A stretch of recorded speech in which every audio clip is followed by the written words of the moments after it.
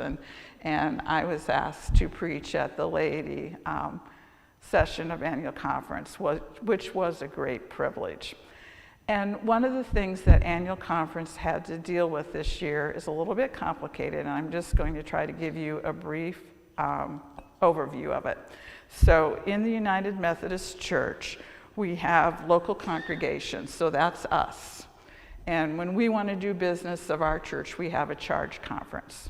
So we have one of those every year, and most of you probably don't pay any attention to it, unless it's about something like what color carpet we're going to get. That was a big one that I remember. Or changing the color of the choir robes. That was another one that got a lot of people here. But some more exciting ones maybe were like starting the connection, or, you know, different things like that. But we have a charge conference every year, and that's kind of where we do the business of the church, right? And so we have these local congregations. And then all of these local congregations are each called a charge, and a group of charges go together and they become a district. So once a year we also have a district conference.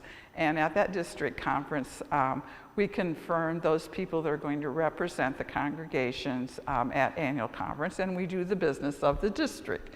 You know, I'm talking about the kind of things I do in city council, you know, budgets and plans and things like that, goals, that kind of thing. So we have that.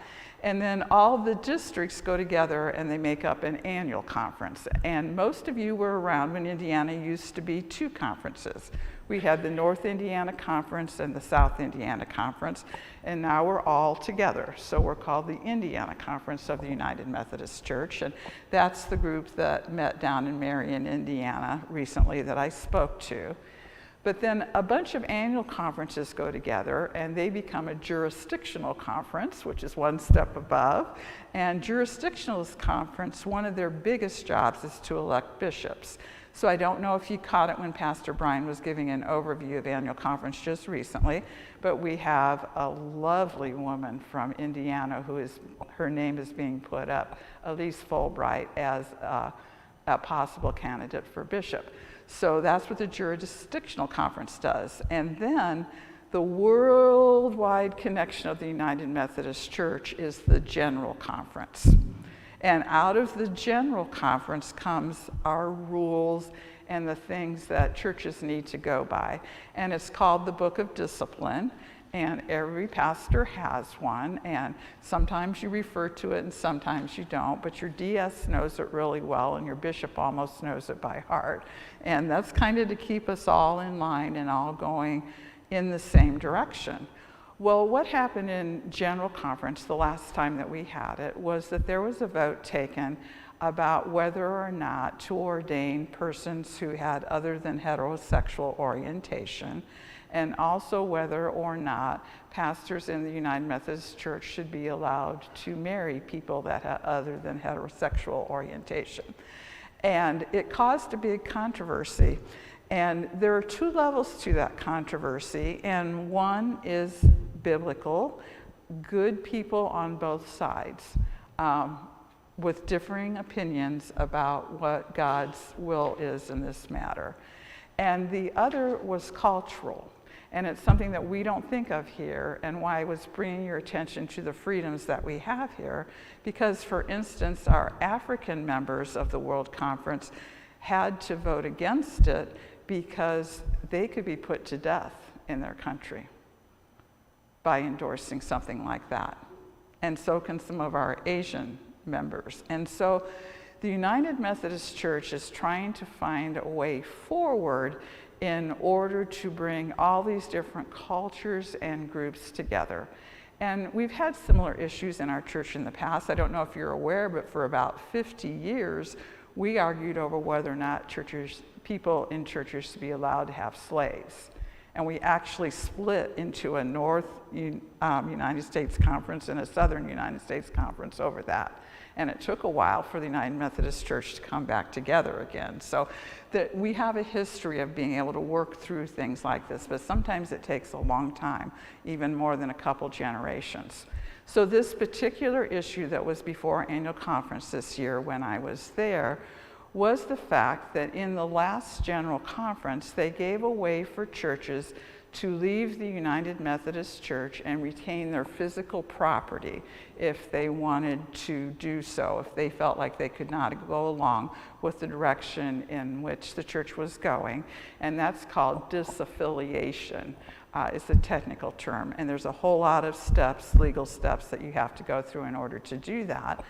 And the interesting thing is that this final decision about all this has not been made yet.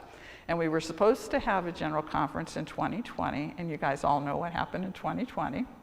And then we were supposed to have one this year, and you all know what's happening right now. And so it's been postponed yet once again, and right now it's set for 2024.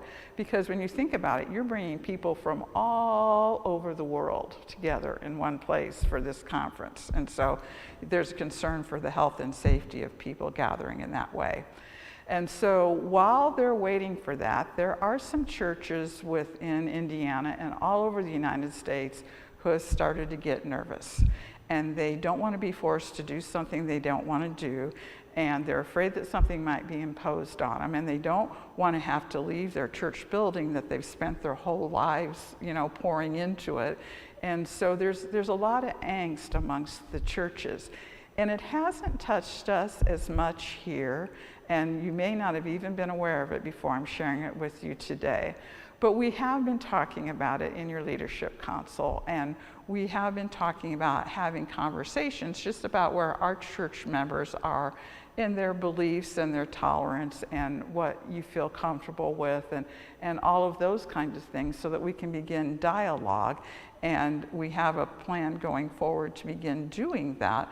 But what happened at this particular annual conference this year is that we had the first batch of churches that came before the annual conference and asked to be disaffiliated, asked to be separated. And I can tell you there wasn't a dry eye in the house. And you have a very loving bishop, and so he has made it very loving and clear that no matter what belief system seems to be separating us at this time, that we are all Christians together, and that we all love one another, and that we should all continue to extend the hand of fellowship toward one another.